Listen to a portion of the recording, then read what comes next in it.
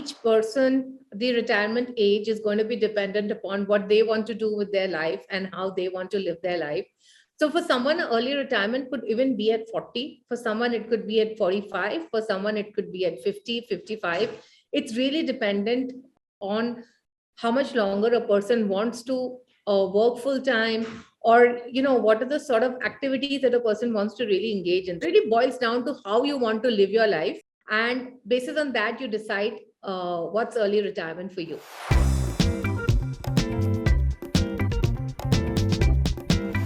Very importantly, you would need a calculator, and there are lots of retirement planning calculators which are available online.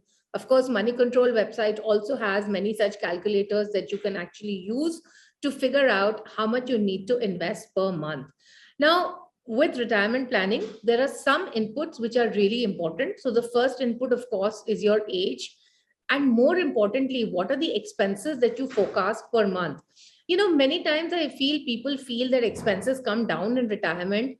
Expenses actually don't come down, they get replaced. So right now, if you're spending, let's say, on children's education, it'll get replaced with other activities that you actually want to spend money on, right? So I do not recommend actually reducing the expenses from current expenses, but estimating the current expenses correctly. And then, of course, based on where you're investing, you'll be able to figure out what's the amount. Just to give you some idea, for example, let us assume that you're 35 today and the expenses per month that you have is 1 lakh rupees, and assume an inflation of 5%, right?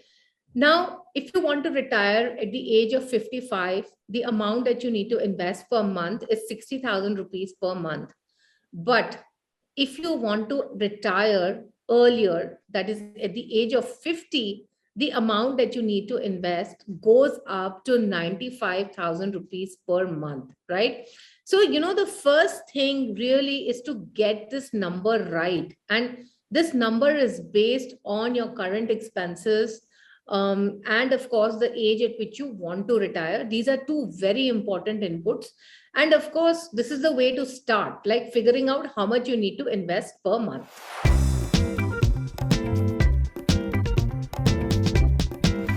Everybody can aspire to retire early, but you really need to work towards it. So, for example, if you have a lot of responsibilities, financial responsibilities as well, then probably you need to lead a very frugal life. So, the trade-off is always like, what can you do right now for a better future, right? And I think retirement is also one of those things, like, if you do want to retire early, you will need to be very frugal.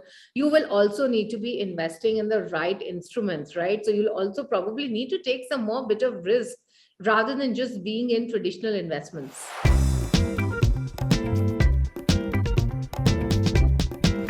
One of the biggest mistakes that people make on retirement, that they look at very traditional instruments which really do not give great returns, right? So people are looking at investing in insurance policies.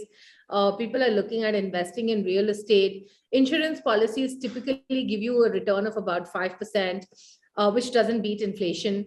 Real estate typically gives you a return of about 7 to 8%, keeping in mind that there are maintenance costs, property tax, and of course, if you're earning a rent, it's also taxable, right? So the typical return that you can expect from a flat is going to be about 7 to 8%. And then a lot of women look at putting money in gold. The reality is that, again, if you look at inflation adjusted returns, gold has not really given you great returns on an inflation adjusted basis. So, the idea would be to look at instruments. If you are salaried, of course, the employee provident fund is a great instrument because it gives you 8.5% tax-free, risk-free return. Apart from that, you can also opt for NPS, whether you are salaried or even if you're non-salaried, you can also opt for NPS. Now, the reason I like NPS is because it makes you a very disciplined investor, because you have to invest every year. It matures at the age of 60. It's low cost, but within NPS also, you need to look at going for the active equity option, because that's when you're going to maximize your equity exposure. Of course, you can invest in equity mutual funds, or you can invest in balanced funds as well. The choice is really depending upon the risk that you want to take. But I would like to just share a small data point out here. just to give you an idea that if somebody is investing 10,000 rupees per month for the next 30 years at 12%, they'll end up with a corpus of about 3.5 crores. But if the same 10,000 rupees is being invested at a rate of 7%, for example, you'll end up with a corpus of only 1.22 crores, right? So there is a huge amount of difference in returns between equities and between other instruments. And while equities do sound risky, and they are risky, of course, more volatile, certainly, but over long periods of time, historically, also, we've seen that equities have given the best returns. And that's why it's imperative that you need to have some equity exposure when you're investing towards retirement.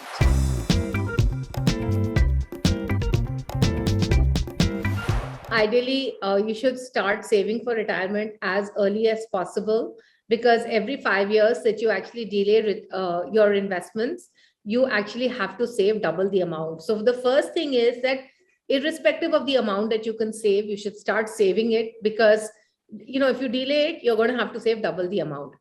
I always feel that you will need at least a 15 to 20-year period for your money to grow, before which you can look at retiring. So certainly you cannot say, I'm 30 today and I want to retire at 35. I think that's going to be a big challenge to have the right amount of money, right?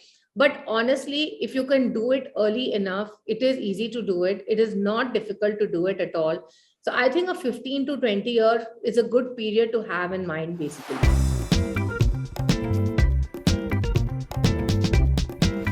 When you're doing checking out how much you need to be saving per month, you also need to ask yourself, what are you retiring to?